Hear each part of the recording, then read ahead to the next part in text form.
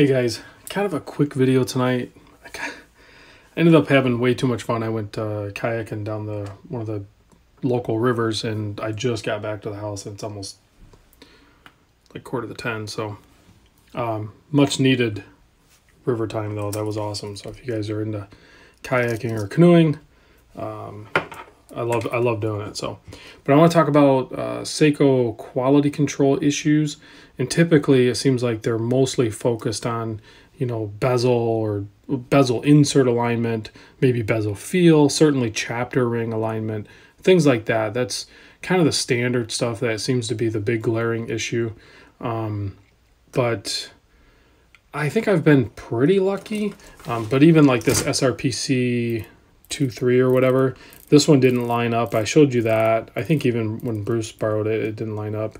I mean, this one didn't even come with a movement. No, I'm just kidding. I pulled it out, but you can see it didn't line up. I mean, that's stuff that's all like fixable to me. It's not. I mean, it sucks, especially when you're spending anywhere from like $300 to $500 for one of these. It definitely sucks. But I want to show you guys something that James sent over a few watches, and this was one that he sent over. And initially, he was mostly interested in getting a new sapphire crystal put in there because, yikes, that thing got scratched up. But James actually wears this watch. He loves the turtle, the Patty turtle, and he wears it a lot. So he was hoping to, get that taken care of and put it back into circulation. But he had another issue that he was concerned about, and it was regarding how difficult it was to get. He's got like, I think an end mill, or he's got a couple different bracelets for it, but he really struggled to get it on. And this one's actually one of the tighter fitting ones. This is one of my pet peeves with turtles. See that little floppy flop there? It's usually like massively worse than that. And then this side's even tighter. Let's see if I can get this. Yeah, I mean, this one's more typical to what I see, and I've even seen them worse than that. This is even, that brand new one. This end's not too bad. But check out, so you can kind of see they have drilled lugs. So you can easily see where the pins are, right? And that's fine. That's pretty much where you want them to be. You can see this one's basically the same. This is actually a Patty turtle too. This old one, basically the same. But on the crown side, look at where the crown one is drilled. I mean, it's way down to, I mean, there's almost hardly any metal. Look how they drilled that. Like, how did that make it past quality control? Look how far the pin has to sit down in there to get. I mean, look where it should be, and look where this one is. That's horrific. I mean, when these Patty turtles came out, they were, like I said, guys, typically I kind of focus on the positive and I brush over some of this stuff. That's disappointing. That should make you angry.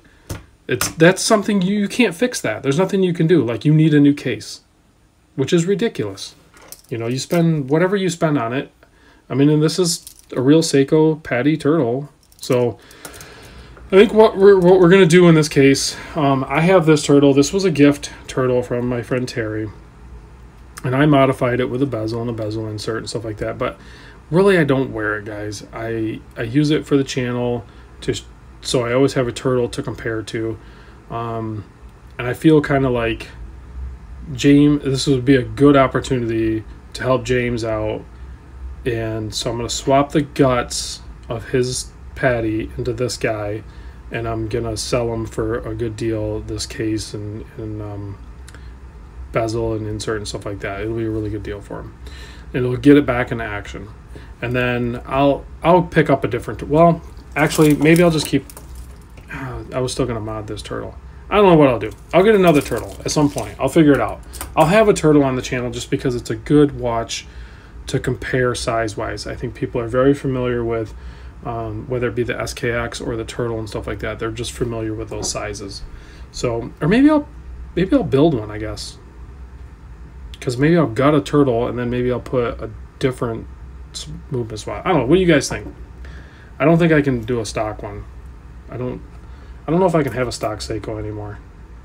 I think that's too not me. But anyway, that's what I'm going to do. I just wanted to point out how bad that quality control issue was. And I just noticed that like it doesn't really squat much, but look how high up the bezel, like how I don't know. See the gap in between the case and the bezel? That one's pretty bad. I mean, this one's aftermarket. You can see that one's tight. But even the SRPC 2.3, that one was tight. And then this new one is like, I mean, they really tightened it up. This is a new bezel and everything. Like, if you guys are thinking about getting a turtle, these new ones, these are well done. Way more grip. Like, you wouldn't think so. It looks subtle on camera, guys, but the bezel is so much more grippy. The fitment to the case is so much better. I mean, there's like little subtle differences. Is the crown different? Yeah, I think the crown's the same, I guess. But there's some really nice, and I really like that new bezel insert. Yeah, I'll do a full video on that. And I'll do a full video on the Monster. I gotta say, the Monster has like seriously grown on me. You can see I removed the candy bar Cyclops, and I'm really digging it. It balances out really nice. I'm enjoying it. I'm not gonna lie. I'm kind of excited that, you know, this one has grown on me, and I'm excited to see some more colorways when they come out with them in the future. So I know, another Seiko video, but at least I'm bashing Seiko, you know, because I guess people were giving me gripe about posting up so many Seiko videos. But if you scroll back in my videos, over the last 36 videos, I think I posted maybe 10 about Seiko. So whatever. Seiko's a great watch. So despite the major quality control issues, when they're pumping out so many watches, we're gonna have a few lemons. So it all depends on how we handle it. That's why I think it's really important to buy them from authorized dealers. Either get it from Mimo at Mimo's Jewelry. I'll put a link to his store in the description. Mark over at Long Island Watch, I'll put a link to his store. Buy them from the authorized dealers, guys, so that way if it happens, you know, because they don't inspect every watch when they send them out. They pull them off the shelf and they ship it to you, okay? But when you get it, do your own inspection on it. And if there's something wrong with it that's more than you're willing to accept, contact them. Now you have the backing of your authorized dealer. That's why it's important to buy from your authorized dealer. All right, I'll talk to you guys soon. Thanks for watching.